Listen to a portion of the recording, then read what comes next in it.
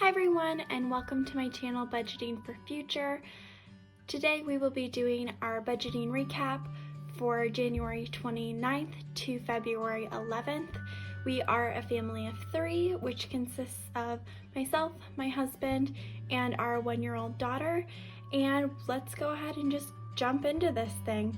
Now, I do estimate our incomes when I do make our budget, kind of based on how much overtime we've done at work or how much of a side hustle income I've been able to make.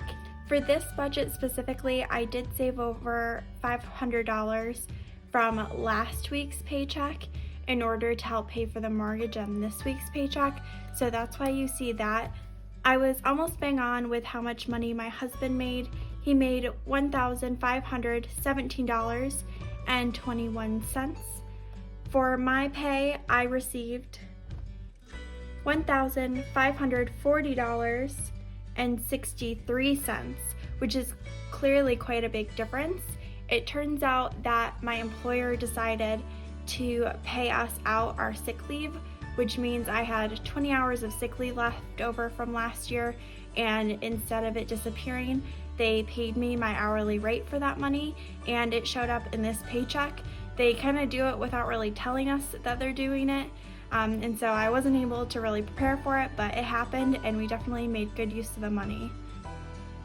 For this mortgage, typically I would call this our extra income fund in terms of paying us over, but clearly the big one was that $500 in our mortgage sinking fund. We did end up having a little bit of extra income come from a few different sources as well. So those actually included obviously the mortgage sinking fund, which is noted here, but we also did receive $119 from my school. I accidentally overpaid for my classes that I'm taking, and they were able to give me my money back, which was really great, and I did put that right into my sinking fund for school. And then I also received $33 or thereabouts from our credit union. We do have a high yield savings account at our credit union, which is where we have really all of our deposits from different jobs and side hustles go into, and we earn 3% on that year over year. So we were able to get $33 there, and that totaled to $652.49. And then my side hustle I was pretty close to, and in total I was able to earn $265.17, which I feel pretty good about. A little bit extra money that we were able to work with, but don't worry, as we go through you will see that we had some big wins and we had some major losses along the way. We were right on with how much our mortgage would cost us. It was $1,459.15. That doesn't fluctuate typically, and if it does, it'll happen once a year, and they'll tell us months in advance, so we were pretty covered there. We also knew exactly what our electricity would cost us, which was that $216.55. Next was trash, and we did have the bill for that as well, so that was exactly $47.25. Daycare was also drafted out just as usual at $360. Our daughter does go to daycare 4 days a week, and that was the cost for the total of the 2 weeks. And then our car loan that we are really aggressively trying to pay off, we're putting $400 towards that every single paycheck, which is right around $800 in total a month, and we were able to make that payment in full and on time. Now here's where the budget gets a little bit more rough.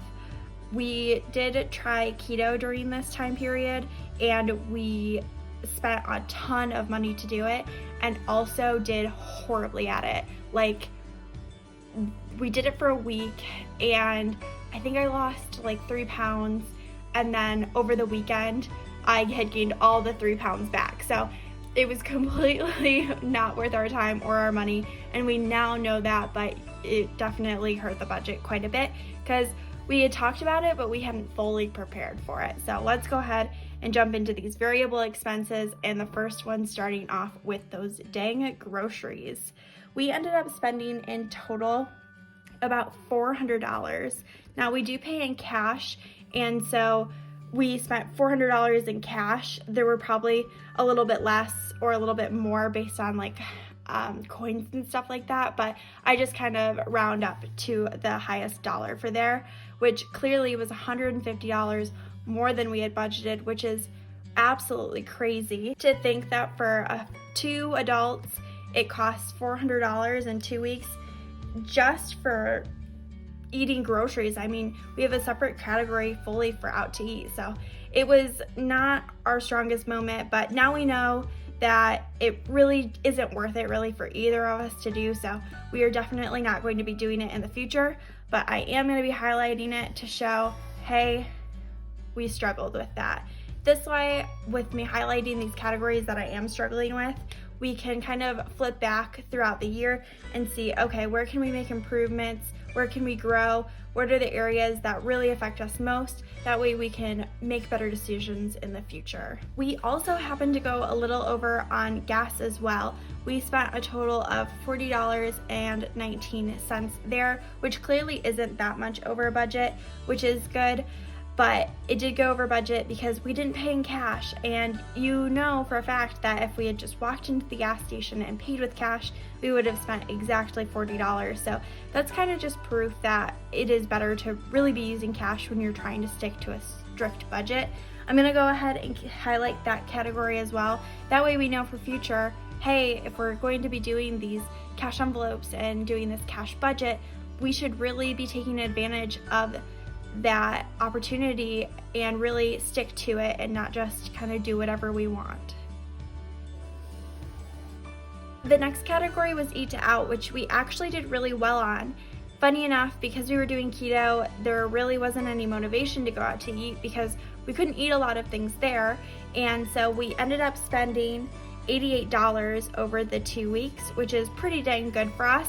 But I will tell you, in terms of our cash budget, what we ended up doing is we pulled from our out to eat category to pay for all of the groceries that we ended up eating. So, I mean, good in one area but bad in the other, wouldn't you say?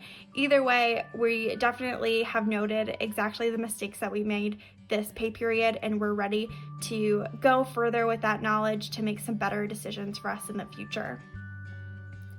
In terms of our fun money categories, we do end up actually rolling these over. So in terms of this budget here, I'm just gonna put $100 for each because any of the money that we did not spend, we end up just keeping anyways.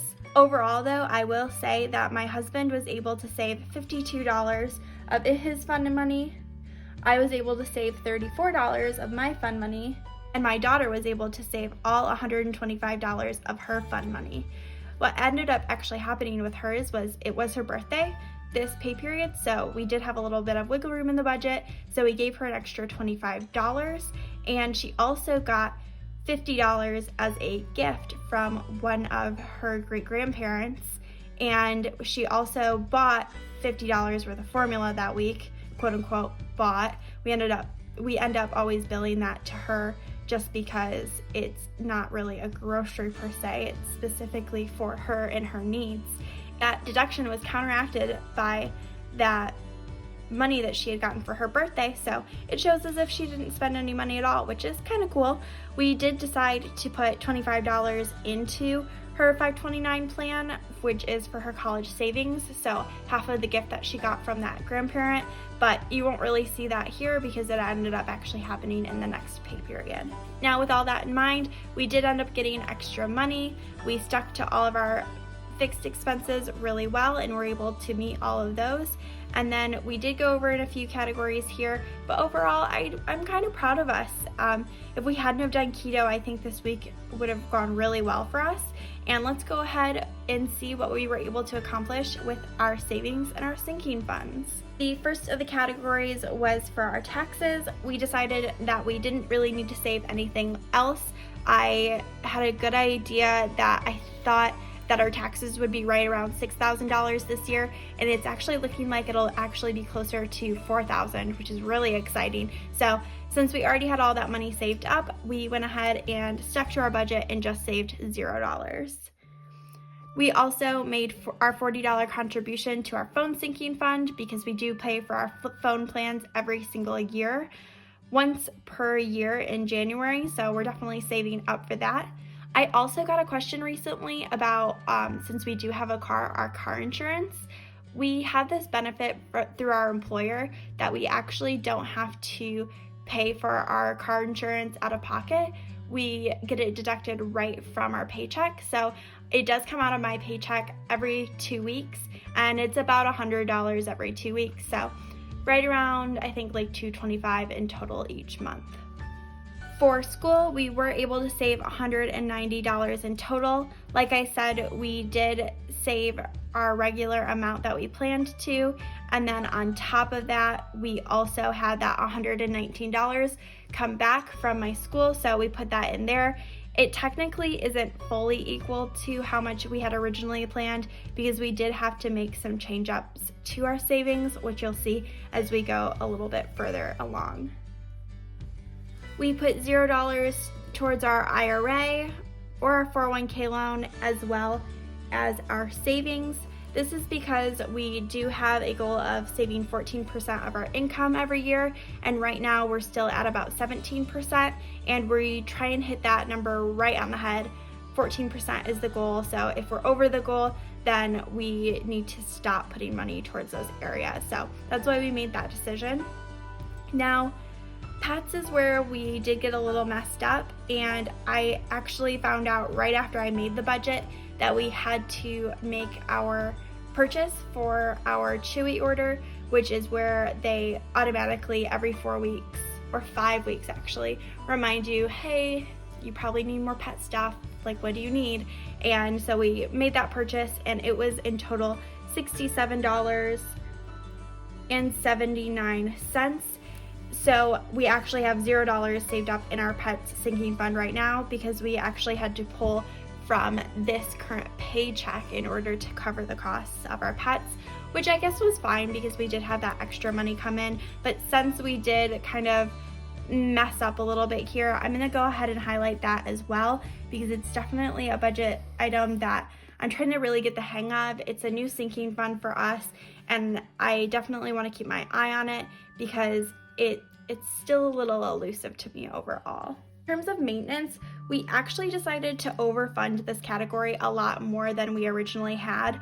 Our check engine light came on our car to change our oil and also get more air in the tires. So we are saving up to try to get that done, as well as some maintenance to the front end damage from running into a wall. Yeah, I ran into a wall. So we ended up saving $250 in total, and right now we're just not driving that car until we have the time to actually get it into the dealership to get it fixed.